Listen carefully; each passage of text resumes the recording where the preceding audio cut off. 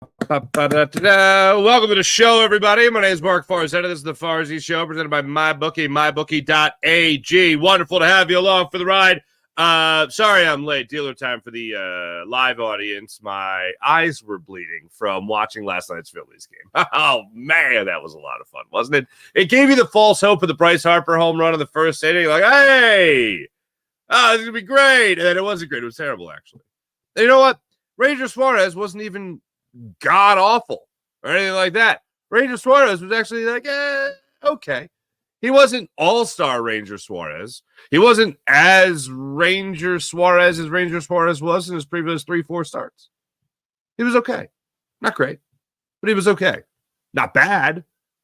He was okay. Offense was god awful, terrible, embarrassing. That's mainly what made the eyes bleed. That and also the bullpen. Pretty terrible as well. We'll go through it, of course, throughout the game, throughout the show today. We'll go through it. Most importantly, the Philadelphia Eagles report to the NovaCare complex today. First practice, walk through all that tomorrow. Nick Sirianni will be addressing the media tomorrow. I look forward to hearing about that, seeing what he has to say. I also have my top 5 storylines going into training camp. Oh, they're nail biters, baby. I want to hear what yours are as well, so hit me up in the comment section for that. Also, tweet me. Tweet me, X me, whatever you call that. After the show, you can do that as well. Live, you can do it live as well. But I got my top 5 storylines going into it. I do have a couple of honorable mentions, and I do explain why they're not in the top 5. So we'll get into all that and more on today's program.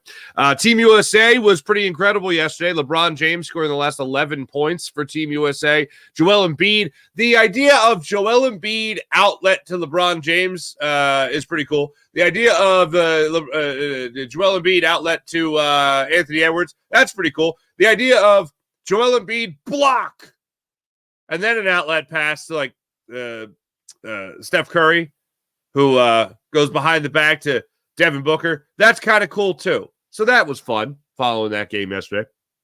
We'll get into all that. And a couple Eagles already cracked the top 100, the NFL's top 100, a little list they do every year that we break down, overanalyze, question, ridicule, critique every time they do it. So that's all fun and games. Let's start it off with your Philadelphia Eagles and training camp getting underway, because basically I can't talk about the Phillies right now because that was just so ugly. I'm going to have to ramp up to talking about the Phillies after doing it already for a half hour on the postcast last night. Good God. First off, it was like midnight. They were doing the postcast because there's about an hour and a half rain delay, pushing everything back. That sucked. So let's talk about the Philadelphia Eagles. Top 5 things I'm looking at going into training camp when it comes to the storylines. Number 5. I'm going to work it up here. Number 5. Bryce Huff's promotion. Now, I know we're not going to know snap count or anything like that until the games actually start. It's not like he's going to be playing 70% of the snaps in the preseason, right? But we're talking about a guy in Bryce Huff that at the time that they signed him, my expectation was, or what I directly looked at was, all right, hold on a second. This is a guy that has played around the same amount of snap percentages as Brandon Graham. And now they are signing him to a $50+ million deal over 3 years when he doesn't play more than 40% of the snaps. 38, as a matter of fact. And he's going to be he's going to be filling in a role for Hassan Reddick, who plays 70% of the snaps. How does this work out? Well, it works out with the Eagles thinking that Bryce Huff is extremely ready for this promotion. And Bryce Huff, everything he said when he was signed by the Eagles at the time was he's a workhorse. He's a guy that wants to get out there and work. He has taken advantage of every opportunity, took advantage of every opportunity with the Jets. He has had major setbacks in his career from college, trying to get into college to the pros. And now he comes off of last year with a 10-sack season that was sexy as anything to Howie Roseman and the Philadelphia Eagles. The thing that is on repeat in my mind regarding Bryce Huff coming into training camp this year is Vic Fangio talking about a $53 million player as if he was an undrafted free agent rookie. And when it comes to Bryce Huff playing out there on the field for Vic Fangio, it seems like he's got a lot to prove for Vic Fangio. Now, I would very much doubt that Howie Rose would just sign a guy willy-nilly without being like, hey, Vic, you think you could use this guy? What's your evaluation? Because we have been admiring you from afar. What's your evaluation of Bryce Huff? Now, that could just be coach speak, talking about Bryce Huff as if he's just a undrafted rookie free agent. Well, we'll see how he does.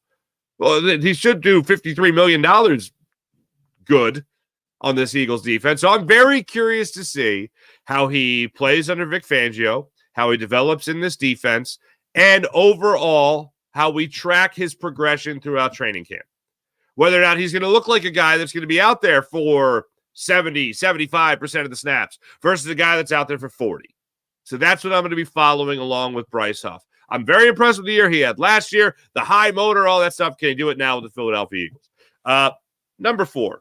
And it's funny that this is number 4 because he's the head coach of this football team. Are we going to get any more clarity on Nick Sirianni's role? Because I'm still extremely curious about this. I don't know what the head coach of this football team does. Other than exactly what Jalen Hurts said at his last press conference, he gives a good message.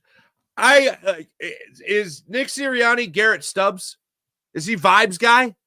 Because that seems to be the only thing that I'm really getting here. We're gonna get the breakdowns, of course, with training camp and Nick Sirianni's involvement in the offense and the defense and what Nick Sirianni's doing. If Nick Sirianni is yelling at a guy, if Nick Sirianni is getting somebody's face, if Nick Sirianni is slapping somebody on the butt, telling him good hustle and yeah, you get him next time, that kind of thing, or giving the overall coaching pointers that he claims to give. Because now I can see everything, according to Nick Sirianni. Now I'm not just with the offenses, but I'm not just with the quarterback, I'm not just with the wide receivers. I am all over the place. I am all-seeing. I'm the all-seeing eye, Nick Sirianni. What is his role? I need that more defined. Because as of right now, it seems like the only defined role he has, according to not me, but his quarterback, his franchise quarterback, the only role he truly has is vibes guy. Nick Sirianni, vibes guy. Or as I like to call, once again, the guidance counselor of the Philadelphia Eagles. That's number 4. Number 3.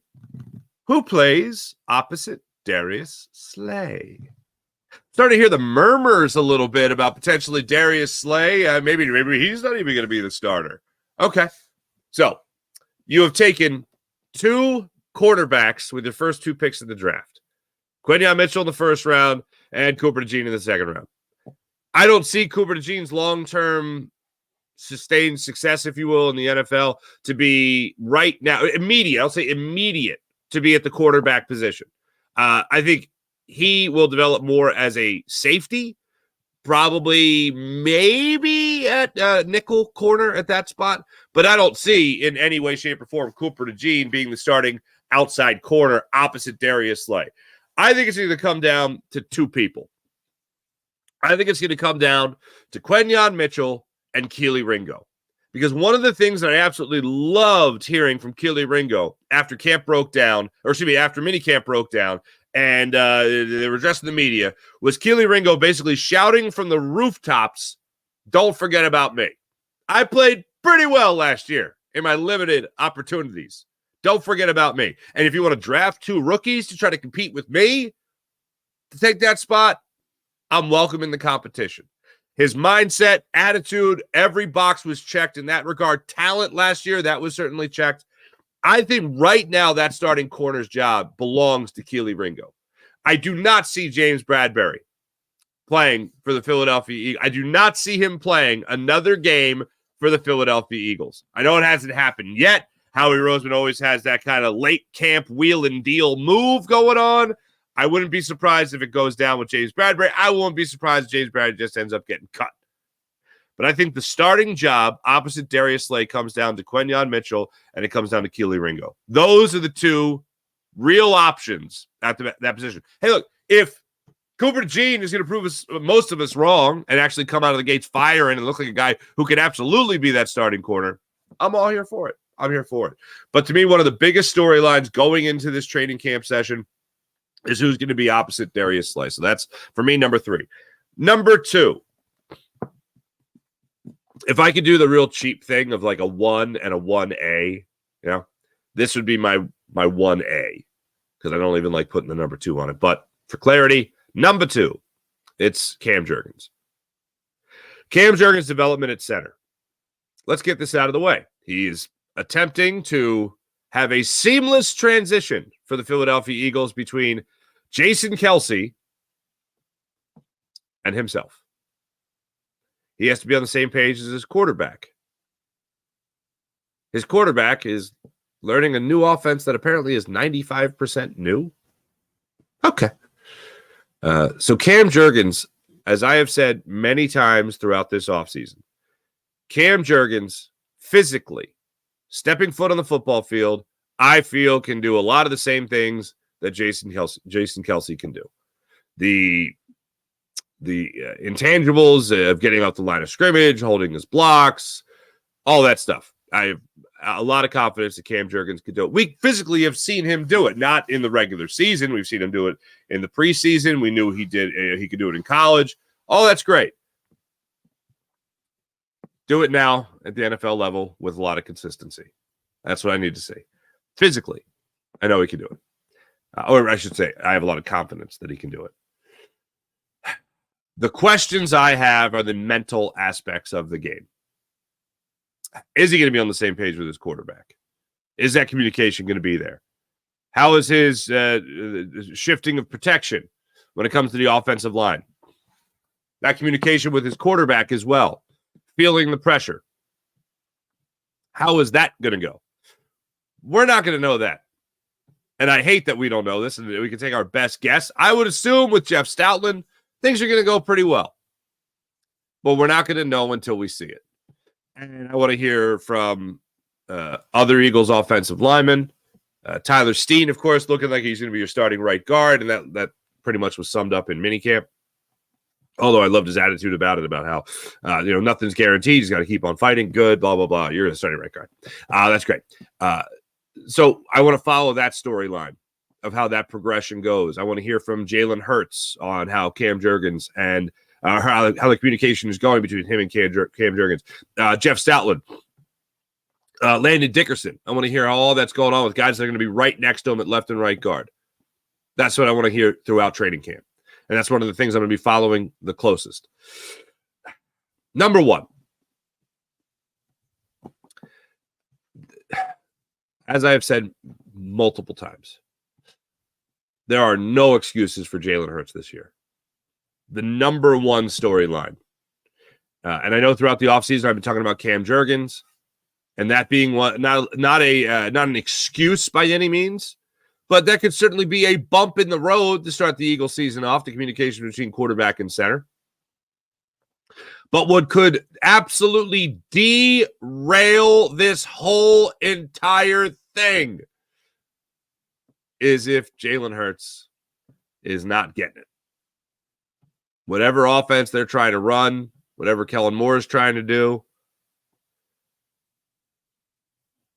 Jalen Hurts has to be open-minded to new things.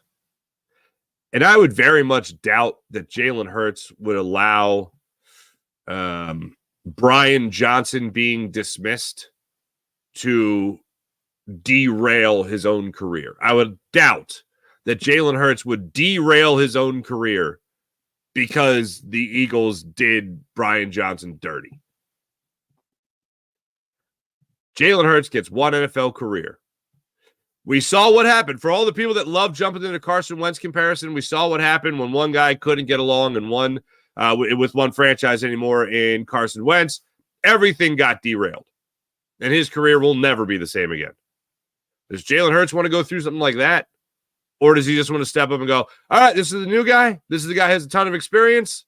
Let me act like last year never happened. And let me just go out there and be the best possible version of me I can be.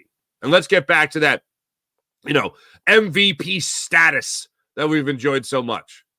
Because the baggage that comes along with it isn't just, 95% new. The offense is 95% new. Huh. Okay. Like, was Chip Kelly's offense 95% different from Andy Reid's? I'd say that's a pretty good comparison. If you're looking to gauge what's 95% different, I would say Chip Kelly was probably around 95% different. Like, he still threw the ball. He still sometimes ran the ball. There's a lot of shotgun involved. A lot of hurry up. A lot of spread offense, of course. So, yeah, that was very different.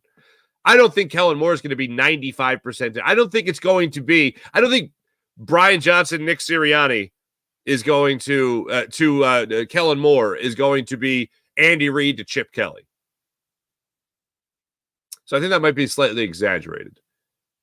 And if it truly is a built-in excuse, well, then that's worrisome, because then you're going into all this with a horrible attitude. And one of the things I have continuously praised about Jalen Hurts is great attitude, phenomenal work ethic. He's got it between the ears, man. When Jalen Hurts addresses the media, which could be Wednesday, could be Thursday. When Jalen Hurts addresses the media, I want to hear that it's not 95% different anymore. That to him, he's had time to hit the books, study what Kellen Moore really wants to do, watch film of other Kellen Moore's offenses, and see how he can put himself in the best possible spot to have success in that offense. To me, that's the biggest thing. Overall development, of course, is going to matter a lot, but ultimately how he performs in this offense, because the Eagles are putting a lot into Kellen Moore. Think about this. To try and save the offense, the Eagles, right? Well, first, let me put a button on this, okay? So Bryce Huff, that promotion, it's Nick Sirianni's role. Who plays opposite Darius Slay, Cam Jurgens' development, and Jalen Hurts and Kellen Moore. That offense working together. That coordinator and play caller working with that franchise quarterback. Those are my top storylines I'm going to be following going into camp. Honorable mention, linebackers, but the reason I didn't put them in there is because the Eagles don't care about linebackers. Why should we? Anyway, defensive line depth. Still feels it's the lightest. It's the lightest it's ever been. A lot of guys are going to have to step up. And it's not just going to be – I fully expect Jalen Carter and Jordan Davis to have great weeks 1 through 13. 13 to 18, I'm like, this is where stuff really hits the fan. Are they going to hit that wall again, or they're going to keep on coming, baby? All right. That's what I'm looking at. But as far as Kellen Moore and Jalen Hurts go, like, think about what the Eagles are putting into Kellen Moore. Nick Sirianni is a neutered head coach. I've mentioned many times the dwindling responsibility by him, or from him by the Eagles. And now you are transitioning to him talking about my offense, so-and-so calls the plays. I game plan, they call the plays. You're going from that to Kellen has tough decisions to make. Kellen will have to make a decision. It was tough for me to surrender play calling. It was tough for me to surrender the offense. But for the overall good of the team, that's what I did. Okay. This coach that, according to the Marcus Hayes story we talked about yesterday, the owner of the team, Jeffrey Lurie, sees a lot of Andy Reid in. Andy Reid, future Hall of Fame head coach. He has stripped responsibility from and turned him into what seems to only be a vibes guy right now, a guidance counselor to the Philadelphia Eagles. That's not good for him, but that seems to be great for Kellen Moore. If this offense is cooking, and for whatever reason this team isn't winning games, if this offense is showing signs of potential to really break out, but they're not winning games, you could be looking at maybe not even that 1-4, 1-5 record. You could be looking at a 2-4 record. You could be looking at a 2-5 record, whatever. You could be looking at 3-4, or it should be 3-3. You could be looking at a very slow start to the season in terms of wins and losses. And I don't think the Eagles are going to hesitate to pull the trigger on letting go of Nick Sirianni. I do believe that he's on the hot seat. When you push a guy away further and further from responsibility, he kind of shows his true colors, which is that not of a head coach in the NFL. If his franchise quarterback really struggles to say something nice about him, and the only thing he could say that is kind of nice is, well, he's got a good message. There's problems. I have no doubt that there are problems in that locker room when it comes to Nick Sirianni and Jalen Hurts. I'm not saying there's a feud. I'm not saying it's anything overly dramatic, but I'm saying, and it's not good. I don't think it's good. And that's what the Eagles are putting in Kellen Moore right now. Save this offense. Save our franchise quarterback. We don't want to have to sign a second franchise quarterback in 4 years. 5 years. And then let him go a year later. We don't want that to be the case. So save us, Kellen Moore. Please save us. I see this was over the weekend. Was it Landon Dickerson hosting a slip and slide party? Have you seen this? They basically got that long, huge tarp, if you haven't seen this. They put it down a hill, and they create like a 100-foot, that's probably a lot more than that, 100-yard maybe, downhill slip and slide party. Landon Dickerson, Jordan Mailata, looked like the wives were there. Everyone was having themselves a great time. All right. If you're looking for vibes, Nick Sirianni was nowhere in sight for that, and I'm sure Nick Sirianni would have loved to have been there. Landon, next time, give me a call, right? Give me a call. That looked like fun. Everyone walked away uninjured, so I'm happy. So that was good. Love to see it. Love to see it. A couple more things on the Eagles. The NFL, as I mentioned, released their top 100 list. Here's the first Eagle to crack the list.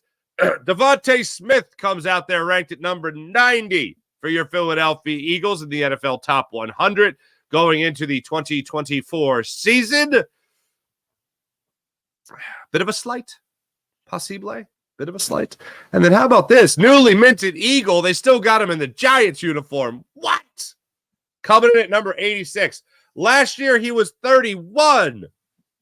What was Devontae Smith last year? He was 100 even, so he moves up 10 spots. Good for him.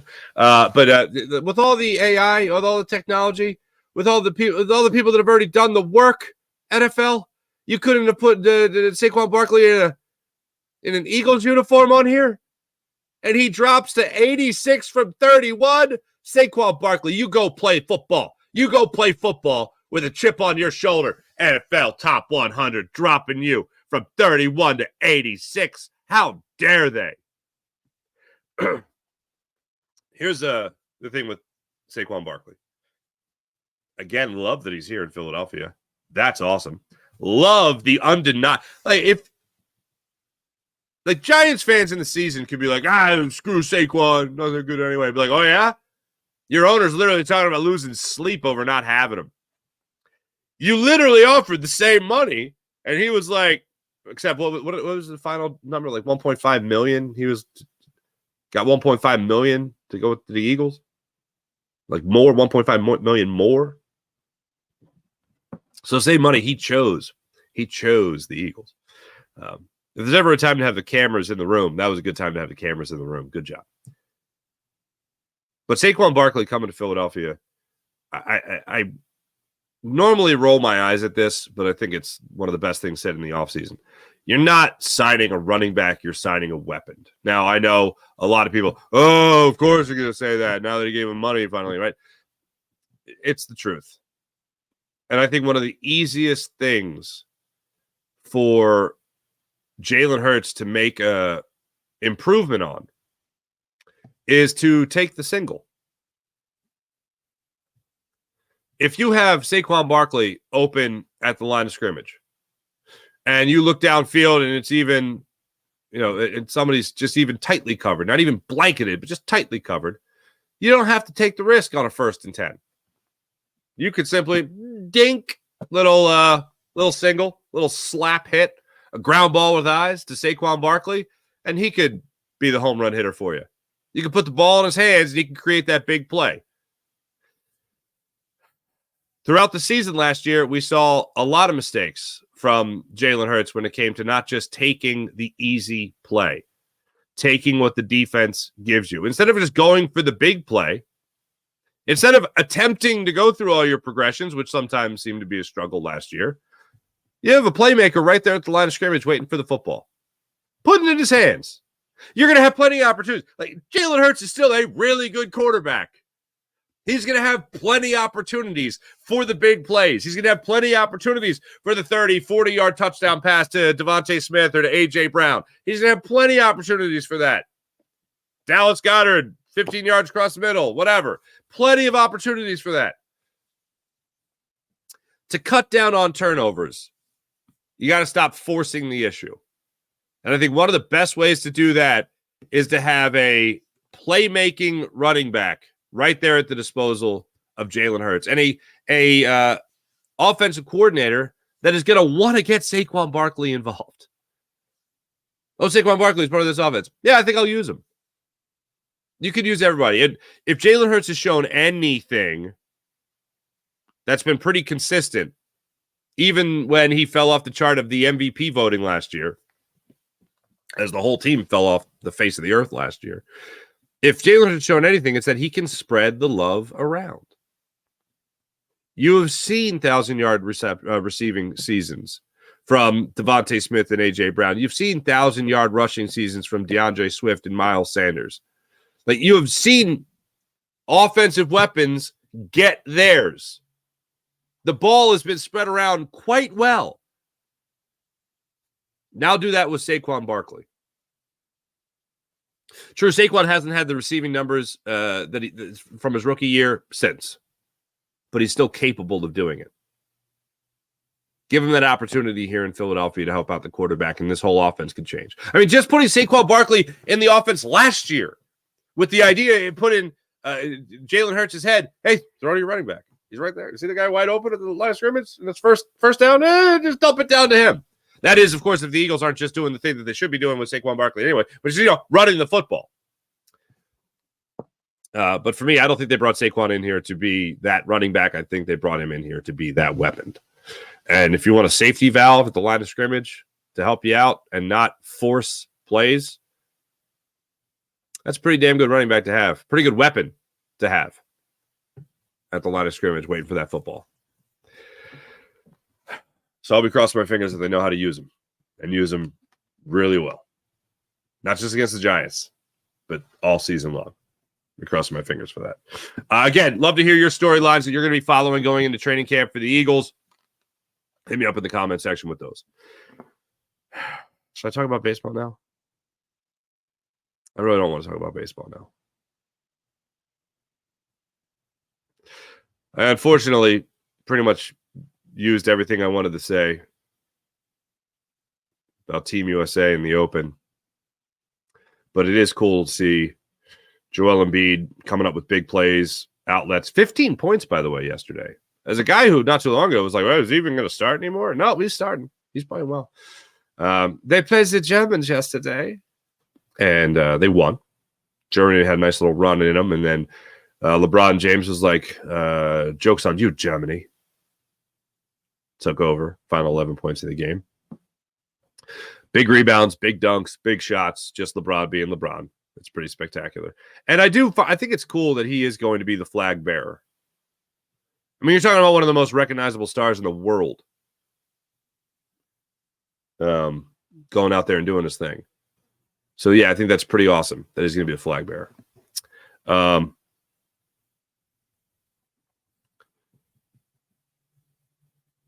Later today, Tyrese Maxey. I want to make sure I have these times right.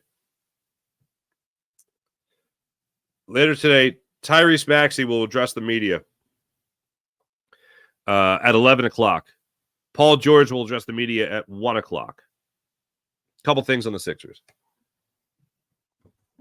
Listening to Tyrese Maxey speak makes me feel a lot better about the future of the 76ers. It's very comforting. Now, I know Paul George speaking after him should make you feel good as well, but this franchise is going to be in the hands one day solely of Tyrese Maxey.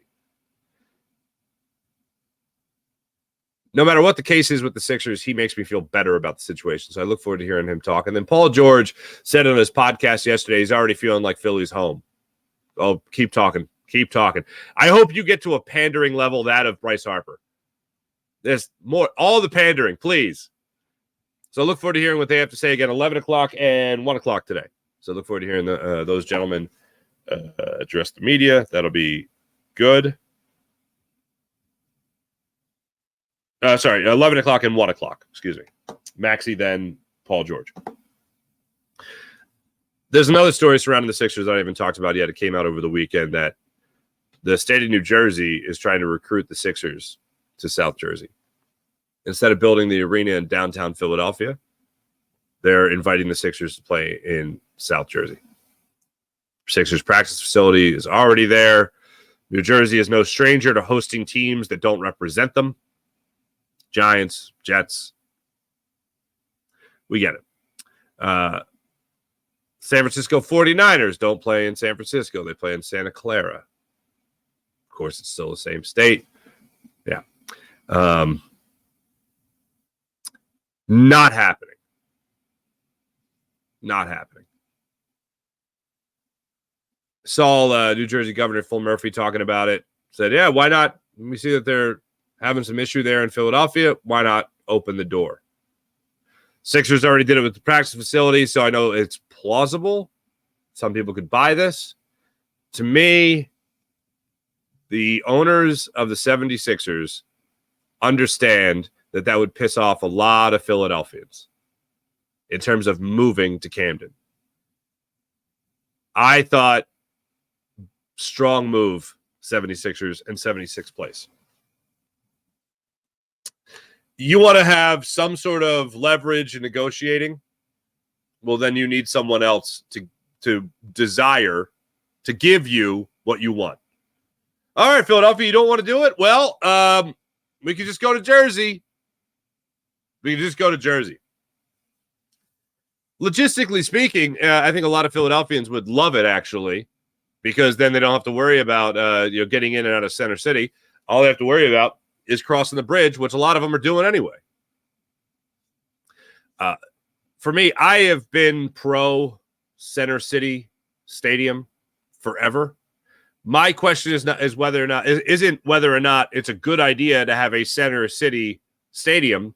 My argument has been, will Philadelphia be ready for a Center City arena?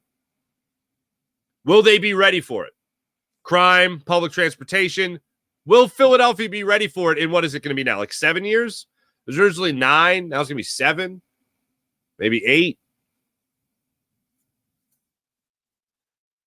It's a good move by the Sixers' 76th place council and ownership by saying, all right, fine, Philadelphia, you're dragging your feet on this. Don't know if you want this. We'll go to Jersey. We'll probably get phenomenal tax breaks. So you tell us your move. I don't think it's happening. And I think it's just a move to basically get the Philadelphia. I think it's basically a move to get Philadelphia, get their in city council and the mayor's office, everyone get moving. Because the Sixers want to make this happen. That's how I take it. Anyway, look forward to hearing from Tyrese Maxey today and Paul George. All right. Anything else I can talk about before baseball? Let's take a comment. Let's just take one comment.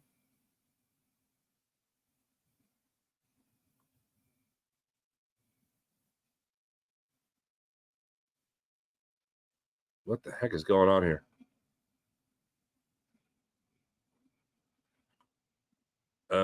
Beep, bop, bop. Wow. Sydney family. Nick's the weakest link. Okay.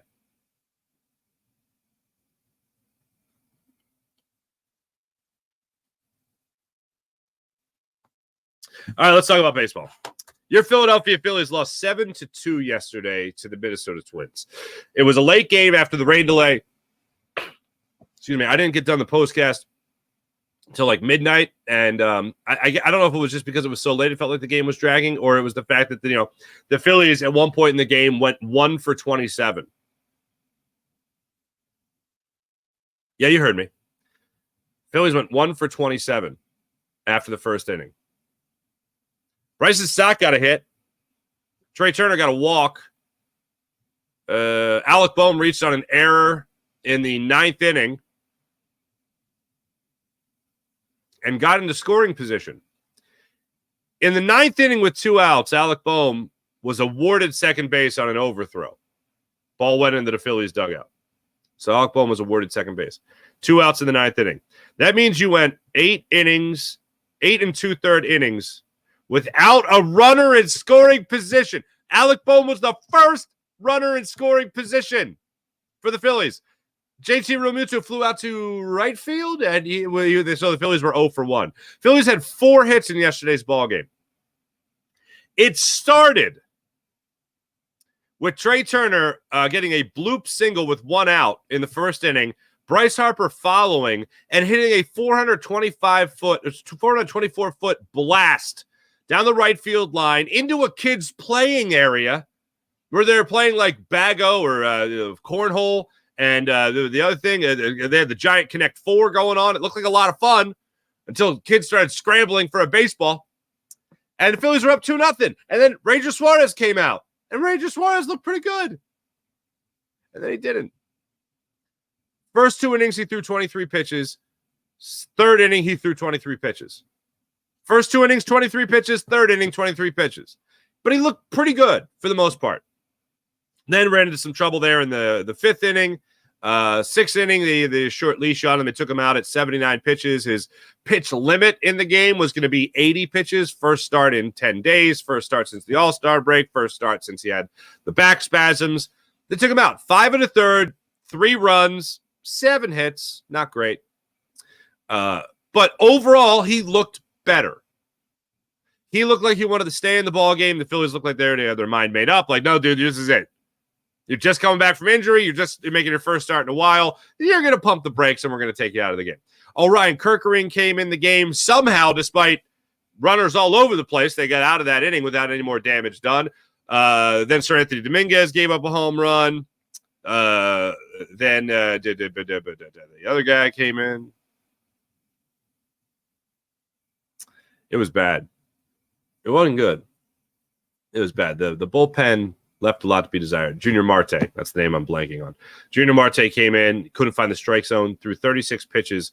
Only 20 of them were for strikes. He threw behind a guy. I think he hit the backstop twice. I have never seen JT Realmuto. Like, I don't know how I could even describe this without acting it out. For the people on the podcast, I apologize. This will be very visual. But it almost looked like JT Realmuto was protesting catching baseballs from Junior Marte, because it was like hockey goalie came to mind, where it's like, oh, like another one's way outside, oh, another one's over here, oh, another one's behind this guy, oh, another one's gonna hit the backstop if I don't get it. Like, it just looked like he was catching baseballs. Like, what the hell, man? Lining up on the outside and then coming in way inside. Like, what are you doing to me, Junior Marte? I just got back from injury. So Junior Marte sucked. That whole game sucked. The Phillies were down 3-2. No, Philly, when they went down 4-2 after Dominguez gave up the I believe it was the Carlos Santana home run, or Carlos Santana double off the wall. They went down 4-2. I was thinking about, I was like, a 2-run lead in this offense. This offense being down 2 runs, that shouldn't feel like 20 runs. It felt like it was 20 runs. And then the Phillies went down 7-2, and it was like, well, it's just not happening. It's not happening. This game's over. 6 runs yesterday, 2 days ago. 1 run in the 9th inning, Bryce Harper. 7 runs previous to that? Yeah. Little inconsistency in this Phillies offense. Is Brandon Marsh hurt? And if he's hurt, why is he playing? And if Brandon Marsh is hurting more when he bats, why is he pinch hitting? These are the things I think about. Bryson Stott, 2nd inning, he got the 1 hit. Like I said, 1 for their last 27. He got the 1 hit. He got the 1 hit in the 2nd inning. It was a bloop, similar to Trey Turner's in the 1st inning. And he was down 2 strikes. He was down 0-2. It was a 5-pitch at bat, fouled one away, took a ball, and then he put a ball into right field on a bloop, and he reached on that. That was fun. Trey Turner walked in the 6th inning, so the Phillies had a base runner. And then Bryce Harper stepped up and scolded a ball to first base, which ended up being turned into a 3-6 double play. Good times. Yeah. Yeah, it's pretty terrible yesterday.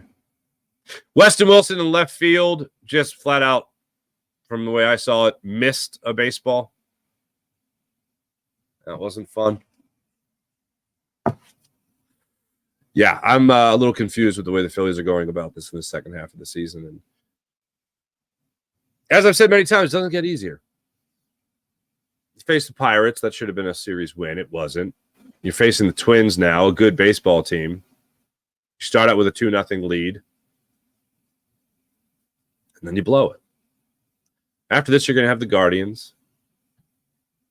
Then you're going to have the Yankees. That's going to be a lot of fun. And by a lot of fun, I mean excruciating is the way this seems right now. So, Dave Dombrowski, what's your move? Does this struggle, offensive struggle, make you jump for a bat? I hope so. Because if you're not going to get consistent hitting. Oh, one more thing about this lineup. Who the hell does Johan Rojas think he is that he can go up there hacking at a first pitch? You know, Johan Rojas has walked 8 times this year. He's played 74 games, and he's walked 8 times.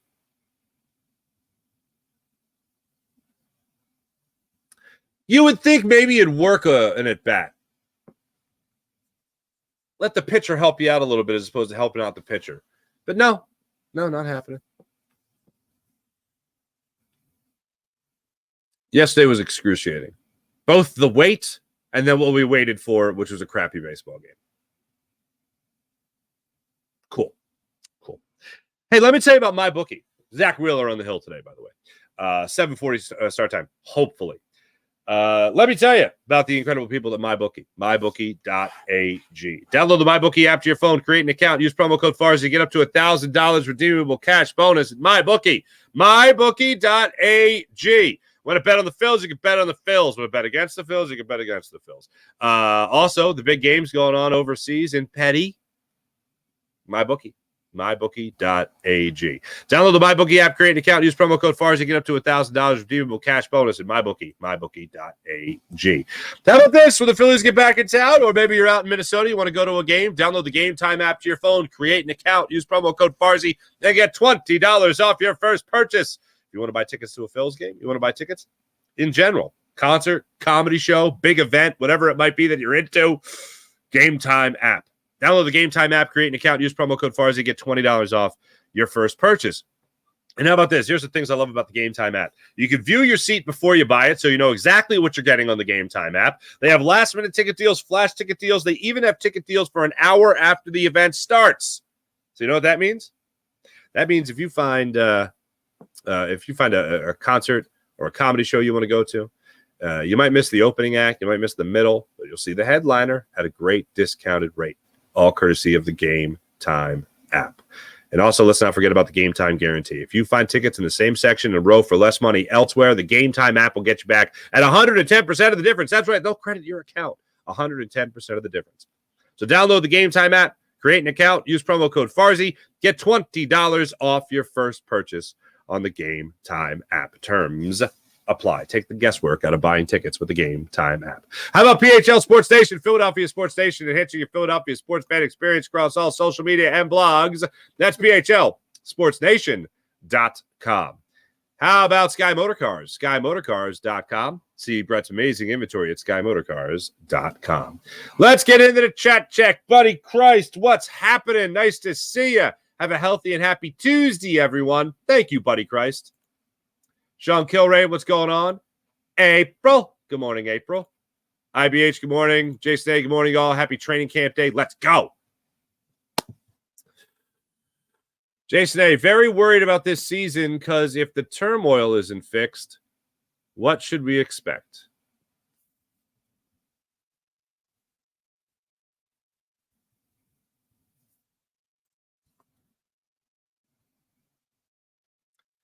I don't want to go down that road too much when it comes to the turmoil. But it is like I don't want to wish it into existence. Think about last year. Like going into last year, Brian Johnson is he's known Jalen Hurts since he's 4 years old, and they're coming off a Super Bowl, and Nick Sirianni just lost his 2 coordinators to head coaching jobs, and Nicky attitude there. Sirianni, he's still here. He'll get everybody on the same page. Jalen Hurts has got his deal. No distractions, coming off an MVP caliber season. Like the vibes were really good. This year, you don't have Jason Kelce, you don't have Fletcher Cox. You're turning over a new leaf when it comes to leadership on this team in a lot of ways, outside Lane Johnson and Brandon Graham. And your quarterback, I don't think likes your head coach very much. Yeah, that has the makings for some trouble. Vic Fangio can be overbearing, according to some. Right now, everything's hunky-dory through minicamp. Everyone's talking about how, he's no BS. Love Vic. Vic's no BS. Yeah, there's the makings for some problems here. One of those extremely talented team that can't win. I could see it. I'm not rooting for it. I'm not predicting it. But I'm just saying I see it. I could see it happening. It's not a reach. It's not like a piping hot take to be like, but this team's not going to get along and lose because you'd already see they're going to lose a lot of you already see that brewing. So training camp, you hope that you just smooth this out, everybody. Get some sandpaper. Howie Roseman acquires some sandpaper for like a 7th round pick, and they just smooth all this out. If Nick Sirianni truly is emotionally intelligent, nip in the bud anything that could derail this season from jump. I still think the Eagles are going to have a great year. So don't get me wrong. All I'm saying is if this did crash and burn, there's the kindling. It's there. It's not far-fetched. Not rooting for it. But yeah, turmoil is definitely there. Anytime your quarterback is asked to say something nice about the head coach and he's got nothing, and then it has to be a follow-up question. No, seriously, say something about your head coach. That's nice. He's got a good message. Oh, that's not good. What is the meme? Is it even a meme if there's no words? It's just Kermit sipping his tea. That's not tea. It's not tea. Anyway.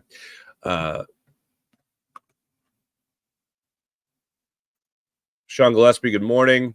Charles Ed literally laughed out loud at why should we? Wait. I don't even remember. I blacked out. I don't even know what I said. Sean Kilrain, I see Becton putting in the work. Oh yeah, okay, yeah. Putting in the work with Jeff Stoutland. Stoutland, you could be a surprise starter. Farzy, like Sully and me, we're saying thoughts possible, but I think the Eagles are pretty set. Would love to see Becton put in the work. Very talented, very versatile. But I think the Eagles are set at offensive line right now as far as who their starters are going to be. There can always be an upset. But what I have noticed with Jeff Stoutland, I feel like very rarely, if ever, you win jobs, lose those jobs in training camp. Usually what I see are guys like Landon Dickerson getting an opportunity to get extended starts during the regular season, excelling, and then they become the starter. That's generally how guys kind of disrupt the apple cart, if that makes sense. That's how guys break through. It's in the regular season. I don't really see too many position battles being won in training camp. But Becton, I think, will be one of those guys that comes in and just plays sparingly here and there, and they go, oh, well, I think they have something here. Sydney family, what's going on? Hello again. I like it's the whole family. Sydney family. Weakest link, yeah. It makes no sense to bring Nick back. I concur. Sydney family, yes. Avalanche and water? What?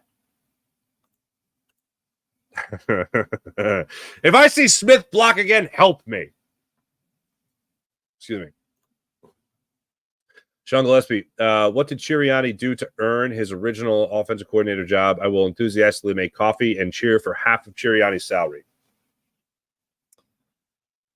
Yeah, I don't know. He impressed Todd Haley. What's the story? I think Todd Haley was in Kansas City. Nick Sirianni was like working out at the same gym or something like that. And did I say Todd Helton? Todd Haley. No, Todd Haley. I said Todd Haley. I have Todd Helton on the brain because of the Hall of Fame. By the way, not to get too Family Guy on this with my Family Guy brain. But Jim Leland being inducted to the Hall of Fame, pack of smokes. He got up during the interview, as the story goes with the Phillies, and said, "Where can I get a pack of smokes?" And the Phillies didn't like that. And then they hired Charlie Manuel. That's the story. Bottom line is, I think Jim told me he just wanted Charlie Manuel. Anyway, back to Nick Sirianni. Enthusiastically cheer. So anyway, yeah, Nick Sirianni, what did he do? I don't know. He's emotionally intelligent. April, one heck of a drop for Saquon Barkley. Yeah, pretty incredible. Sydney family thinks it's a great signing. Thank you, Sydney family. Sean Gillespie, Giants have that amazing Danny Dimes. He does suck. Like, I have zero respect for Danny Dimes.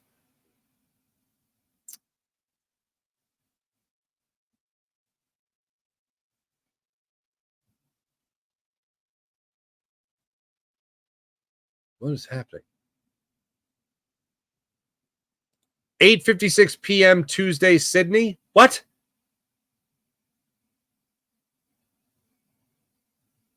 Wayne Miller, what's going on, Wayne Miller? Not feeling good about our recent trend for our Phillies. Yeah, it kind of sucks. Wayne Miller, 1 for 27. Yeah, 1 for 27. Phillies seemed flat yesterday, according to April. Yeah, they really did. It was kind of terrible.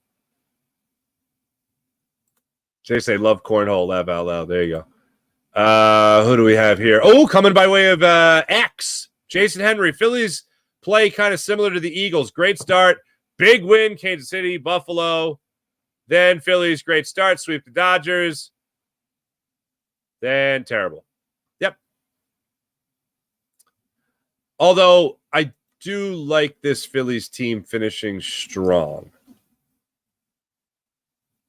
I still think they're going to have the best record in baseball by the time the season's over. I'm going to ride with that. The Dodgers won yesterday. The Braves lost 4-1 to the Cincinnati Reds. The Dodgers won in the bottom of the ninth inning, I want to say. 3-2. They beat the San Francisco Giants. Bottom of the eighth inning. Teoscar Hernandez, home run champion. Teoscar, home run derby champion, got the RBI single that plated Kike Hernandez to make it a 3-2 game. Teoscar Hernandez also homered in the fourth inning of that one to make it a 1-1 game. So the Dodgers are now at 60 wins on the season. So Dodgers and Orioles are your 60-win teams right now, and the Phillies. Everybody else get to 60 yesterday? No, just the Dodgers. So Dodgers, Phillies, Orioles.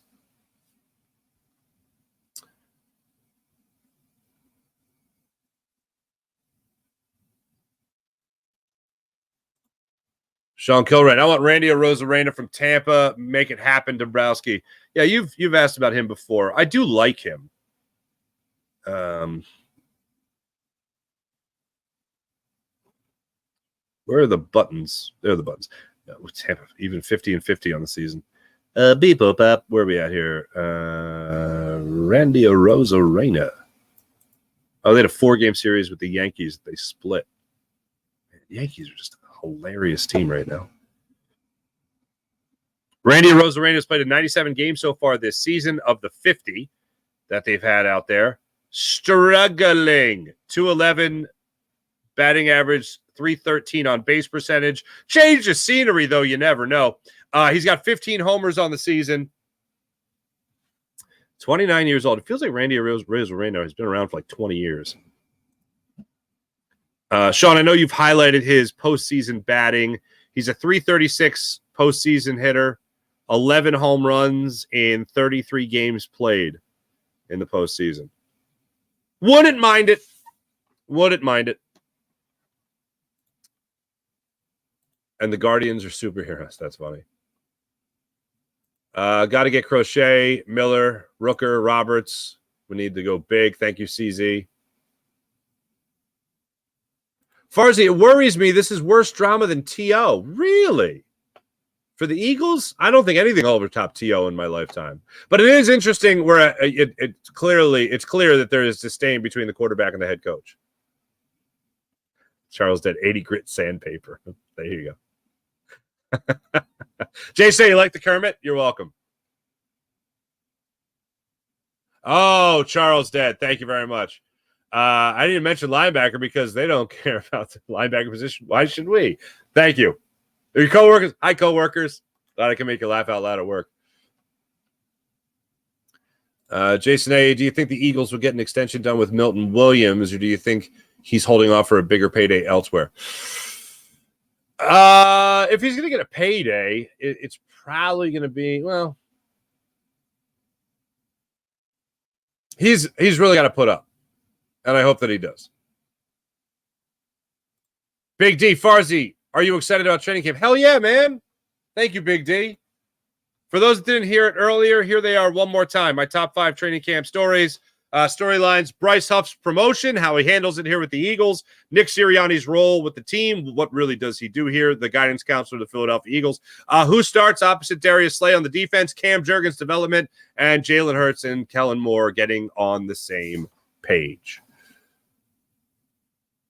There you go. Thanks, everybody in the chat. You guys are wonderful, as per usual. Phillies back at it, 7:40 tonight against the Minnesota Twins. Thanks for watching. Thanks for listening. My name is Mark Farzetta. This show is brought to you by MyBookie, mybookie.ag. Oh, look who's crashing the show again. Say hi. Hi. This is a true story, guys. So little touches here. You were taking a tubby with mommy the other night. No, I did not. The other night, mommy was giving you a tubby. No, I did not. Oh, you don't take tubbies? You never bathe?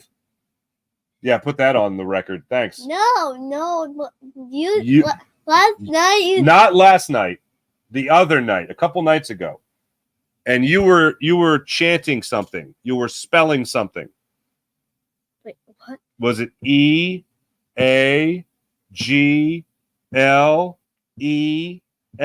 Eagles? Were you doing that? Okay. Now, was that because daddy, or was that because of school? School. That's right, because daddy doesn't force. Okay. She just sat down next to me the other day to watch a baseball game, and I explained how runs happen. It was very nice. You like that, right? In baseball, how they touch home? Now you're making funny faces. That's creeping me out. That face is creeping me out.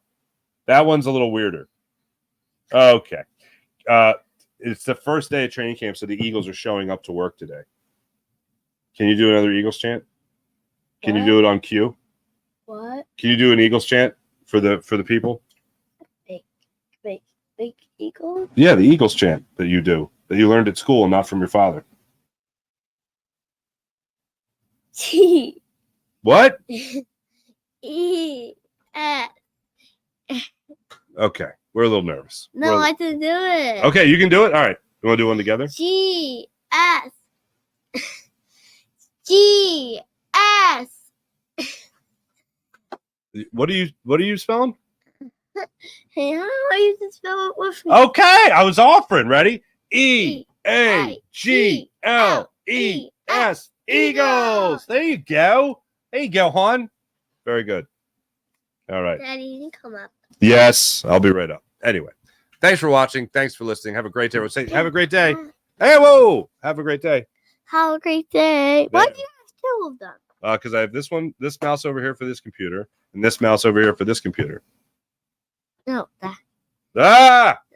Stop touching buttons. You're going to mess it up like Daddy does. It needs to go over here. Okay, bro. Let's get it over. Thanks, everyone. Have a great day. Bye.